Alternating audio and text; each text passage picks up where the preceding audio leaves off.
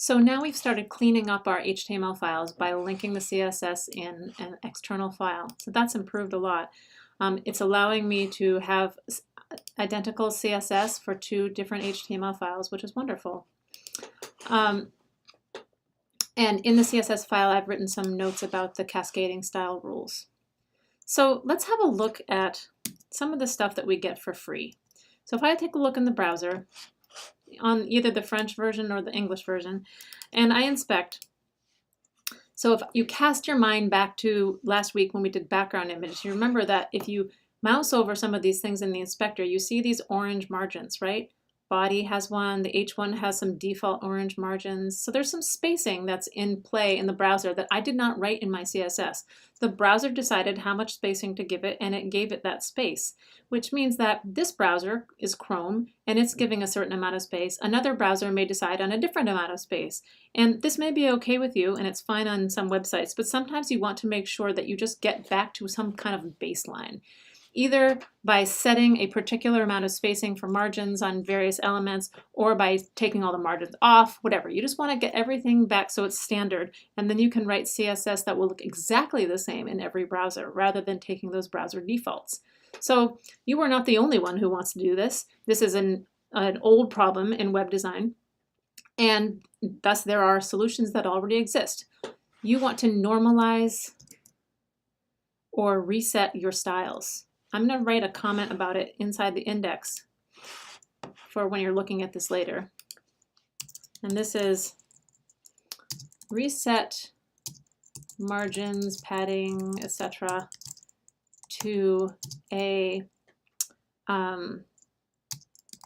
baseline or normalized situation that is identical in all browsers. That's what I'm trying to do up here. Okay.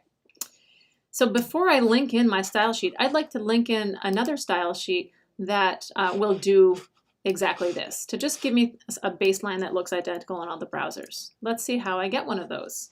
Open a tab. I'm going to search for normalize CSS.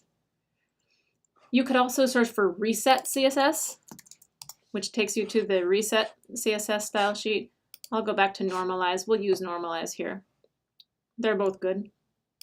If I click this link, you'll see a modern HTML5 ready alternative to CSS resets. Okay, so this is exactly what we're trying to do. It makes browsers render all elements more consistently. So we're going for consistency here. Download takes me to the text version of this CSS file. Notice up at the top, it's a CSS file. It's just text. If I save this, either by saying File Save or Control S, Command S on Mac, I can save this right into my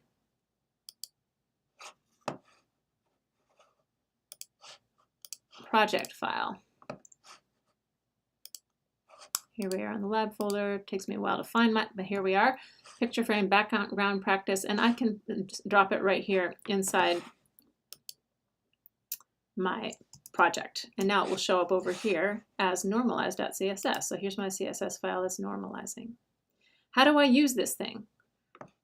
Well, I go up here and I link it first. So I want to make sure that I link it first before my other style sheet so that I can override anything that I don't like in the normalized one. And it's just the same exact syntax as before. It is also a style sheet, so I'll write that here, but its href is normalize. It'll probably look a little different as I refresh in the browser. Let's see what the behavior is. Not too bad, actually. Pretty much the same. And it should be the same here too, because, well, actually, it's a little different looking, right? So now I'm looking here. You can see that motion here. Oh, right, because this is the one. This is the one that has the normalized style sheet on it, and you can see that margin is gone now. So there's my body, and here I have no orange margins on the body anymore. Over here in this one where I haven't linked that normalized style sheet yet, if I inspect the body over here, I can see that the body is still obeying those default browser margins.